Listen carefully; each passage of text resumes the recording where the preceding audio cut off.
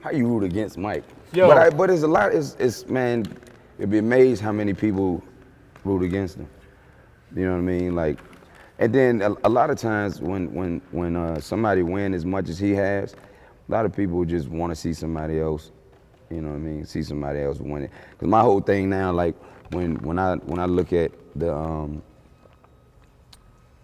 in the playoffs, you know what I mean, from the rip, I have my hopes up that certain people want it that haven't won it before. Right. You know what I mean? You want to see the guys that, especially when you've been through it already, you go through those wars, right, and then you know how tough it is to do it and accomplish it. Because you know, all those years I played, I only went to the finals once. Right. And you know, when you see guys win multiple titles, as much as you love them, much as you fans of them, you want to see the guy that had, you know, won one get one. So that's how I do my thing. Like my whole thing this year was, I was all in with Isaiah. Right. For all of the. He makes you look like you're 7 feet. Right. Like he's like a little dude compared to you. Yeah, I always call him a midget. I always mess with him. We was talking last summer, and I was talking about you know, how if we played against each other, it would be so easy for me because I would just shoot over top of him. You know what I mean? Even with a hand up, I still wouldn't be able to see his hand. Right. You know what I mean? But he just, man, the talent that he has in the heart, you know what I mean? Like, you can't teach that. You know what I mean? The heart that he got. And then, you know, everything that he went through, you know what I mean? Rest in peace to his sister, but everything that he went through, and then to be able to go out there but I understood, Mike, you know what I mean? Because I've been through things in my life, and when you basically, even practice. Practice? Even practice. Practice? Yeah. Wait, you sitting here talking to me about the big three, and you bringing up practice? When you going through something, for those 2 hours, right, that's what basketball does to you. You know what I mean? And it's like, you know, you're around your teammates, you're around the guys, and you know what I mean, you work out with them or whatever. Then after it's all over, you driving home, then you start thinking about those things. But for those 2 hours, you know what I mean, you fine. And that's when I realized it was time for me to retire, because when my daughter was going through a Kawasaki disease thing, I found myself, the second time I went to play for the Sixers, like somebody would be shooting a free throw or something, and I'd just be sitting there and I'd just be thinking about her. You know what I mean? Your mind would wander. Yeah, like, and I never did that. And I never, you know, and I owe too much to that organization, too much to my fans, too much to my teammates to not be focused like that. So that's when I figured, I was like, yo, it's time to get up. When I was saying about Jordan it wasn't like I didn't love him, respect him, rock his sneakers.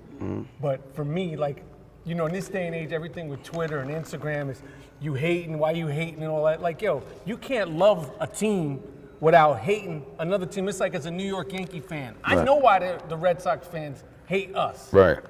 You know what I'm saying? So like, you know, with LeBron, it's like, yo, you're not on my team. You're not associated with any team that I don't want you to keep winning. You know what I'm saying? Right. I get it. And I obviously you can't question the greatness, but that don't mean I have to sit there and, like, you know. I understand. I mean, now that you would never think in a million years that I would be a Sixer at heart. You would never think I would be rooting for the Boston Celtics. Right.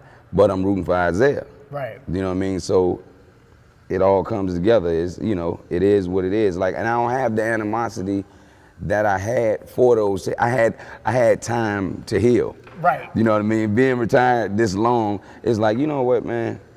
Let me stop hating these certain teams, man. That, cause you know, when you have a relationship in a certain way with certain fans, when it's like when you play that team, you like, damn, we got to go up here and play these people, and I got to deal with all the things that they say. And were they the nastiest, Boston? Out of all the places you played, in your prime of primes, in the doggest of the dog fights? Boston, Indiana, and Utah, for me. But you know what the weirdest thing? If Mike, I promise you, if you look back on it, I was showing my girl something, and my man, when you look back on it, I'm like, okay, we'll go back to an old Boston game when we play in Boston, and then you zoom in on the crowd. You know, when you're at Boston, you seeing green and white. Mm-hmm. You know what I mean? Basically, and red faces. I said it. I said it. He didn't say it. I said it. Okay, yeah, but you seeing green jerseys, white jerseys, but when we play them, it's black and red mixed in the whole arena. You see half Allen Iverson jerseys, half Celtic jerseys. And I used to be, you know, and I used to be dumbfounded by it, and I'm like, damn, that's cool. Soon as I touch the ball, I don't care if I'm taking the ball out of bounds. Every time I touched it, boo, boo. And I'm like, how all these people in here with my uniform on, and they booing me? But it's like one of those things, like, they love to hate you. It's like one of those things like, yeah, we love you, we're a fan of yours, but we bleed green. Right. And you gotta respect it. Right. You know what I mean? You gotta respect that. So based on everything we know now, because right now, just to contextualize it, 4 teams are left. Three teams are left. It's gonna come down to LeBron, Golden State. Based on everything we know now, injury-free, barring, knock on wood, we want everybody healthy. Right. If you had to make a prediction, who's gonna win the championship?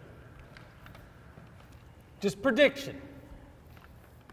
Come on, say the right thing, man. I can't go through it again. I mean, listen. They tried to lock me up last year. I explained it to you. I explained it to you earlier. It's one of those things where if I could choose a team, I would choose Golden State because KD don't have a championship. Mm-hmm. He hasn't won one. Mm-hmm. You know what I mean? And all of those guys that's, great basketball players, you look at Steph, you look at Draymond, you look at Clay, you look at LeBron, Kyrie, and Love, and all those guys, they got chips. Right. You know what I mean? And then if you could have it your way, you would want it to be for the guy that, didn't win one yet. Right. But at the same time, I want to see a great series. It's going to be great. Yeah. But just tell me who's going to win. Just tell me who you think is going. If you were a betting man, you're not a betting man. I'm assuming you're not a betting man. Yes, I am. Okay. I'll let you say it. I never want to put words in your mouth because first of all, this is like a bucket list moment. The fact that I'm sitting down interviewing you, I'm bugging the out. You can beep it out you want. All right, I'm just going to keep it 150. I say Golden State, Mike. All right, good. Because I can't. They tried to lock me up last year after last year's game. Now, just like you said, like I would never take the reason why I never became an analyst with all of these offers that I had to do that. I always felt like they had to have a special talent because for a guy that used to play to get on TV and critique another guy, even when he, especially at his lowest point, you know what I mean? When you dogging him on the air and you gotta say bad things about certain guys. I never could build myself up to doing something like that because I wouldn't, I just wouldn't want it to happen to me. So I never was, I never liked the idea of doing that. All right. Yeah, you were so associated with hip hop. I remember one of the first times I seen like a piece on you. You were in the Georgetown locker room with Coach Thompson. You were listening to Wu-Tang. I don't remember what the song was, but you were going around, and just the culture and like you sort of brought hip hop into the NBA. I mean, obviously other dudes did it, but you were like the face of it. I took the ass whooping for it, for guys to look like and be who they are, have their own identity today, and to the people if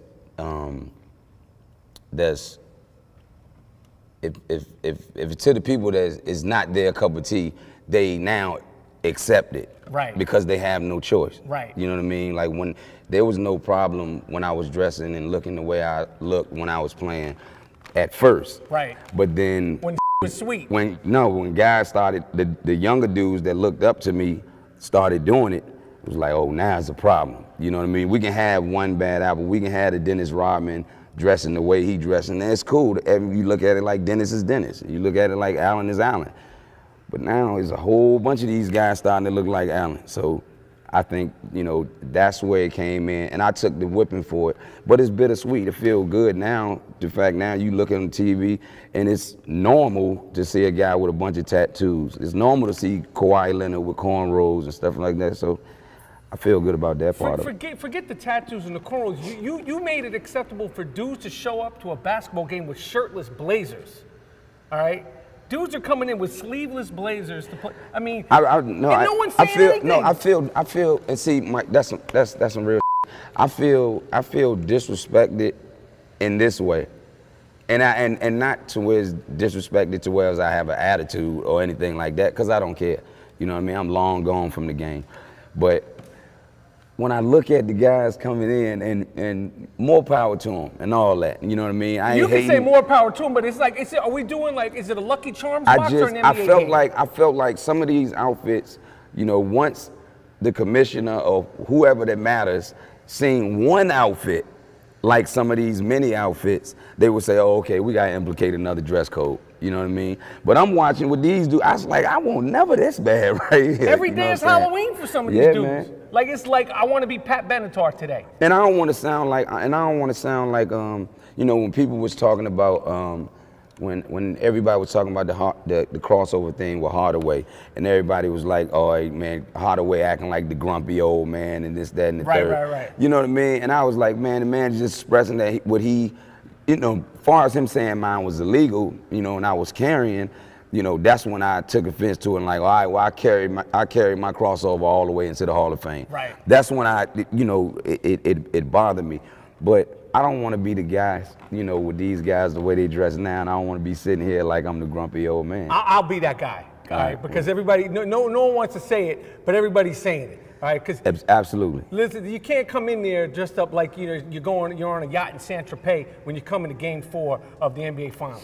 All right, but the thing about hip hop, I want to ask you. Okay, let me say this. I'm no fashion icon. But let me say this. The way that I always looked at it was, I was wearing what I would wear to the gym if I wasn't in the NBA. Like this, I'm dressing like I dress. Right. You know what I mean? And like I never, and I love suits now at an older age, but I never thought about wearing a suit to the gym when I'm going to play pickup ball. Right. Like I ain't wearing no suit in no gym. Right. You know what I mean? But it's like I said, man, before, to each his own. Right. All right. Now this is an interchangeable answer. It's the reason why I brought up hip hop. So you don't have to feel obligated to anybody. If you want 6 or 7, you could do it. Let's say alive, top 5 MCs alive, and it's interchangeable. If you want a cherry on top, and on the 7th one, I'll give it to you. Top 5 MCs. I get so much flack from this because you leave people out. And I leave people out, and I'm big fans of so many artists. You know what I mean? Even some of the young guys today, you know what I mean? I'm just a big fan of the hip hop culture. And then it's hard, like obviously, you're gonna leave out a great. You know what I mean? Yes. You're gonna leave out plenty greats. Plenty. You can name 5, but you're gonna leave out 50 to 100 greats. You know what I mean? You're gonna leave out guys, and you'll forget dudes. I care not to do it because you forget guys, and then a guy come back and say, well, how you ain't had Eminem up there? How you ain't had Andre 3000? You know what I mean?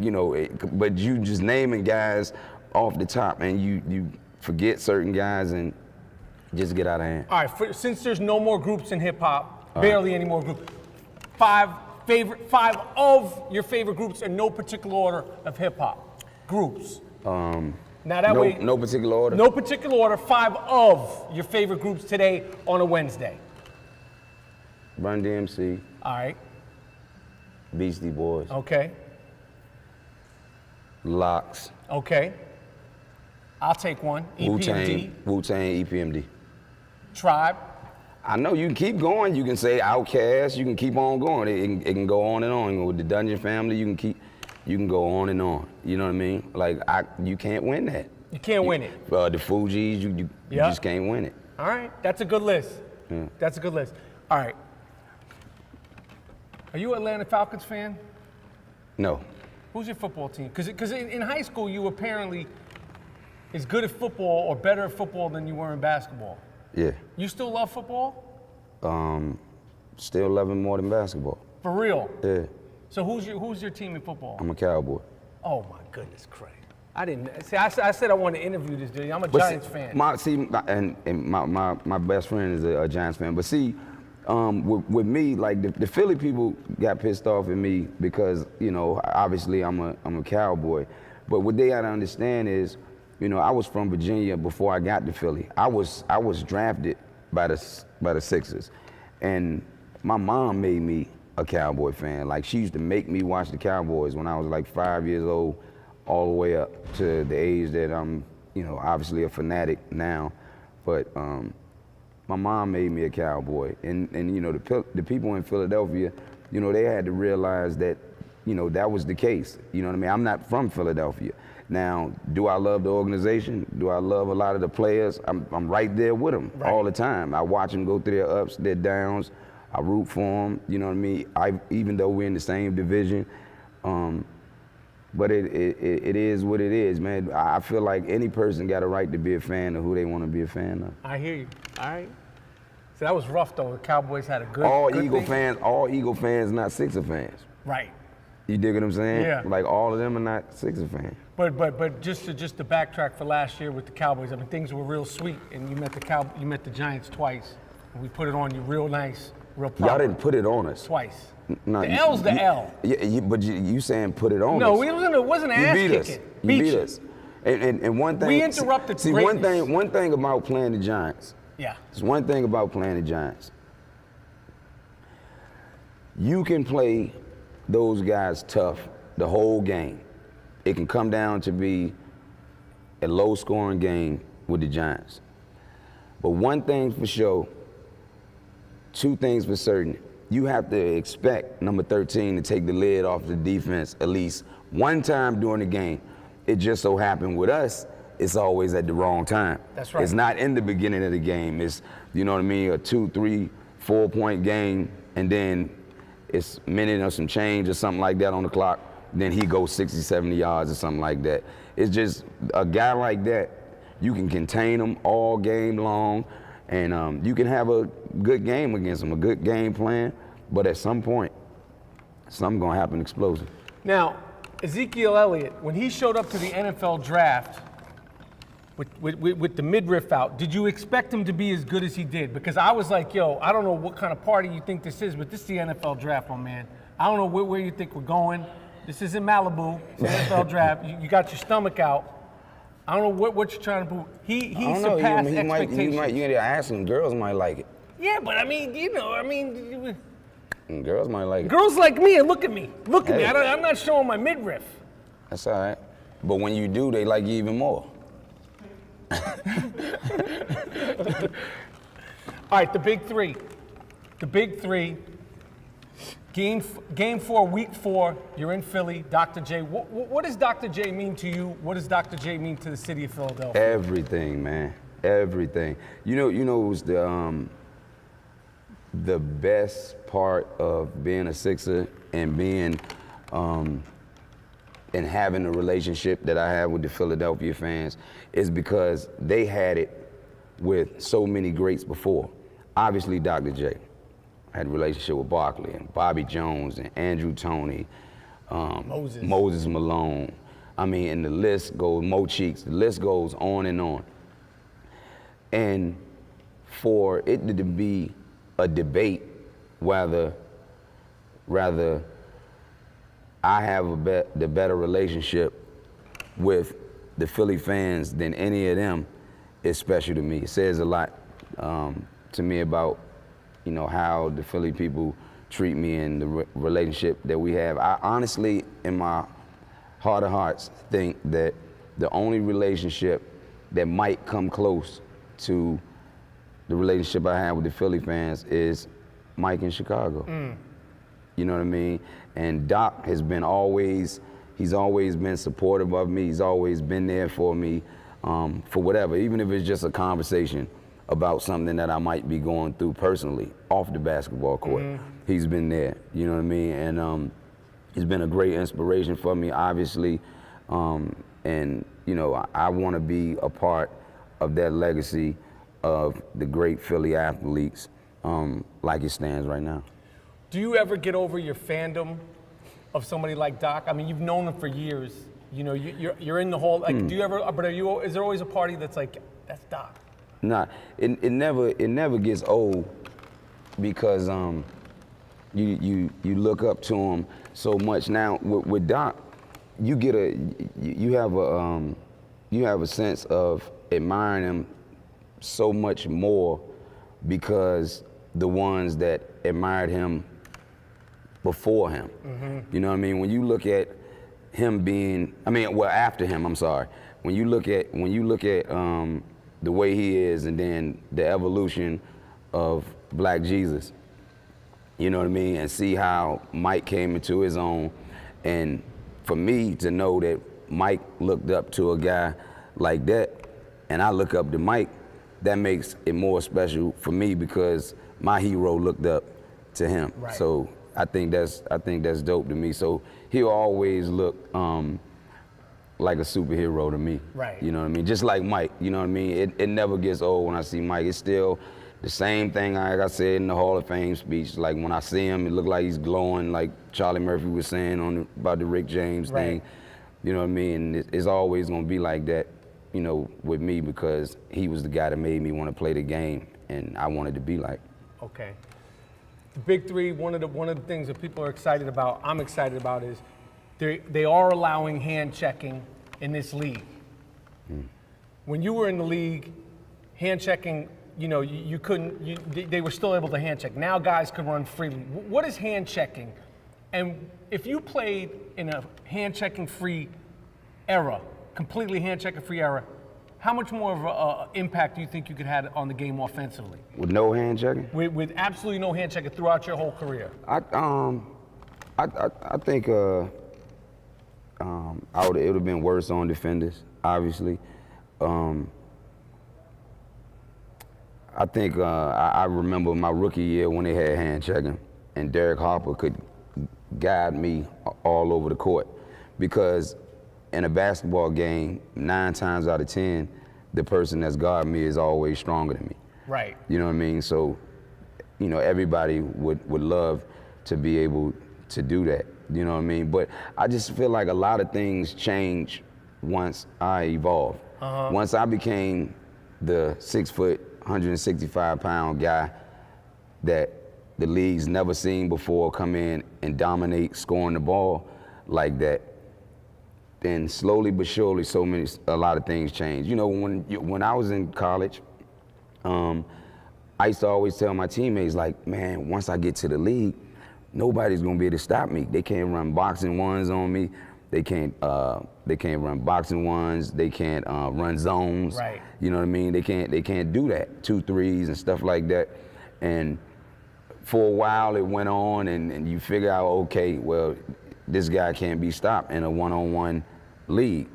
So then all of a sudden, out of the blue, you wake up and there's a zone in place. So, but hand checking, like, always been tough on me. Like I said, because guys are, you know, usually stronger than me. Does that mean they could push you, or they could keep their hand on you to slow you down, essentially, right? If you know, you see how, like, when guys come off of pick and rolls now, you come off pick and roll in the big man show, right, and the guy always, you know, do like this and he get the call. Right.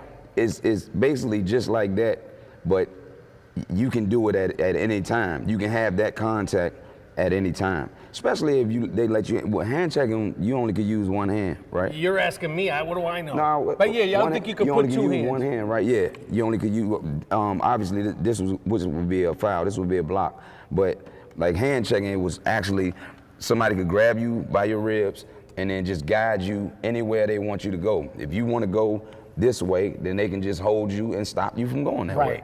You know what I mean? So they could force you to go wherever they wanted you to go on the court. But I'm glad. I would never want to see hand checking in the game again. You're glad it's gone. Yeah, I don't want to. I don't want to see that. I don't want to see that because I just think it's a foul. Do you think that dudes, like so many dudes are scrutinized, Curry, Isaiah,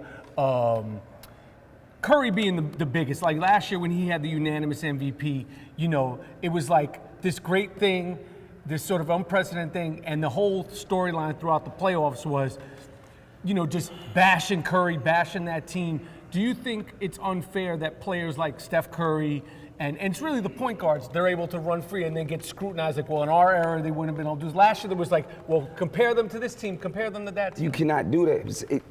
Your era is a different era. You had the certain rules back then, and then as you change eras, then it's different things that go on.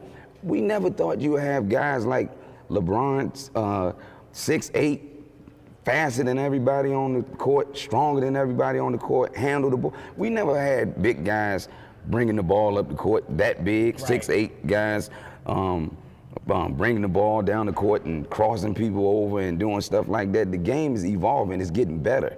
You know what I mean? It's not, you never seen nobody, when we sat around and we seen Reggie Miller was a great all-time shooter, and Ray Allen, great all-time shooter, and then you got Mahmoud, and then you got Chris Mullin and Larry Bird. You got all these great shooters, and then just like that, Steph come out of nowhere. Now we looking at him as the greatest shooter of all time. You look at Michael Jordan. Dr. J come around. Then Michael Jordan come around, and then heck 'em Kobe. Then heck 'em LeBron. Like it's just gonna always just keep getting better and better. Right. You know what I mean? The game is getting better, and we should be happy that it is, man. The game is changing for the better, and you know, it don't supposed to be like it was back in the '80s, man. Because right. This 2017. Right. It's supposed to be the same. All right, big three. They're allowing trash talk. I was there yesterday with Gary Payton. He's unbelievable trash talk. Doesn't shut up. Kenyon Martin. When you played, who were a few of the guys that, besides Gary, Kenyon Martin, that like to talk? Because even Oakley, he doesn't talk at a high volume. He doesn't stop talking either. That like to talk.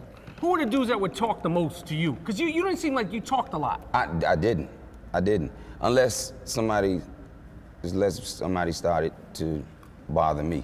I never. That's not your thing. No, that wasn't my demeanor on the basketball court. That was never part of my thing. Now, pick up with my friends at home. That's a totally different story. Right. You know what I mean? But when I was in the league, none of that. I don't know, cause I never really heard GP on the court with me talk trash like that. But watching him play against another team, then I could pick it up. Who else you say? Gary Payton. They were all doing it. You know who was talking a lot? Mike talked trash too. Bird talked trash. He did? Yeah. Mike would, was it overt or was it kind of just in your ear? No, Mike probably talk more physical trash. Right. Oh, he's threatened. Like little stuff. Like I remember one time when he was 6 for 6 in a game, and Aaron McKee, my best friend on the team, was checking in the game. And I remember, you know, I used to put the powder on his hand. Yeah. We went to the sideline, dumped the powder on his hand, and Blue was getting ready to check in. And he was like, look, McKee, I don't think this is a good time for you to come in right now. And I got scared for him. You know what I mean? He wasn't even talking to me. I was like, oh, shit. Like, and he already 6 for 6. So it's getting ready to be one of those nights anyway. So, he had his own slick way of talking without talking. I remember Jimmy Jackson, we was playing him in a preseason game, and we were in the game, man. We were in the game. I think it was my second year. And we were at North Carolina anyway, and he was just chilling, man. And Jimmy started talking trash to him. You put your shorts on just like me, you tie your shoes. I said, oh, Lord. And 50, preseason game. Oh, my goodness. All right, one more question on Big Three. 4-point shot. You saw it. I saw your first reaction to 4-point shot. Going nowhere near it. What is going to be the impact of the 4-point shot in the big three? I don't know. I know it's going to be a great weapon for guys like Jason Williams. Mahmoud. I didn't know Mahmoud was playing. He's in it. Wow. He got busy at the combine. I can believe it. Chauncey Billups. A lot of guys. Steve Jackson. There's a lot of guys. Rashad can shoot from way out there. It's a lot of guys. I'm not going. I got to come in a little bit more. I ain't nowhere near strong enough to be shooting from way back there. All right. It's the big three. Allen Iverson. I could mark this off things I've ever wanted to do is sit down and talk to you. You mean so much to so many people. I can't wait to see you out there coaching. Can't wait to see you doing your thing. The fans are going to be excited to see you. I appreciate you. Very fun. Very fun. My man.